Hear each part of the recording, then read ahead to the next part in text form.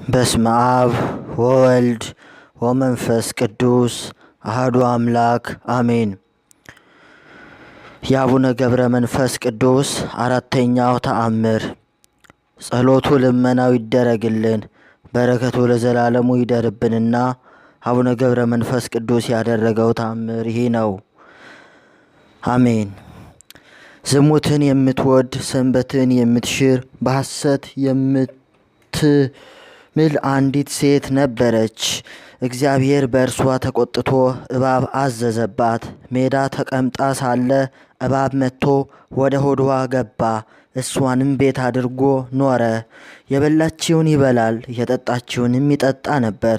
ካልበላች ካልጠጣች ደግሞ አንጀቷን ይበላል፣ ደሟንም ይጠጣል።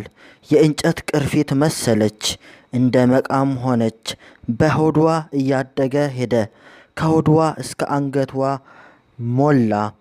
ከባልዋ ጋር በምትነጋገርበት ጊዜም ያ እባብ በሆዷ ውስጥ እየቀና ያውካት ነበር። አንድ ቀንም ባልዋ ጉሽ ጠጅ ጠጥቶ ሰክሮ እሷን አነጋገራት። እሷም እምቢ አለችው።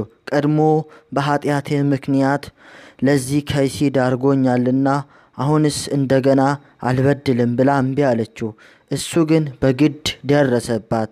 እባቡ መጥቶ አባላዘሩን ነከሰውና ያ ሰው ወዲያውኑ ሞተ። በዚህ ሁኔታ እስከ 3 ዓመት ቆየች።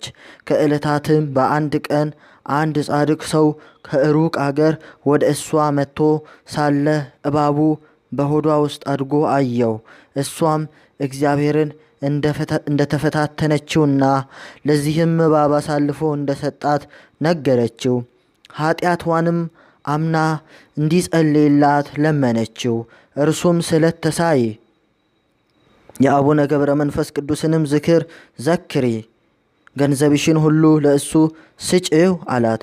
እሷም እሺ ከእንግዲህ ወዲህ ለእርሱ ሰጥቻለሁ አለች። ጻድቁም ከእሷ ዘንድ ሄደ።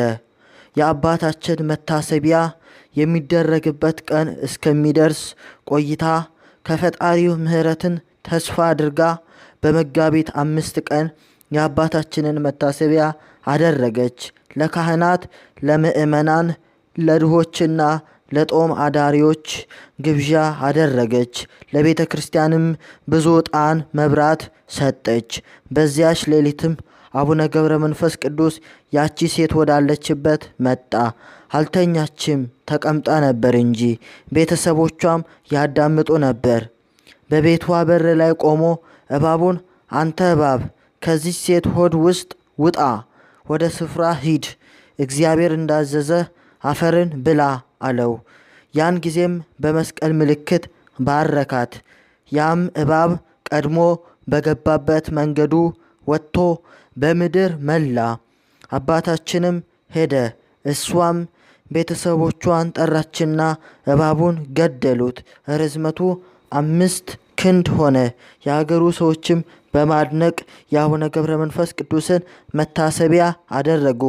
ያቺ ሴትም ሌላ ባል አገባችና 7 ልጆችን ወለደች። እስክትሞትም ድረስ የጻድቁን መታሰቢያ እያደረገች ኖረች። ልመናው ይደረግልን፣ በረከቱ ይደርብን ለዘላለሙ አሜን።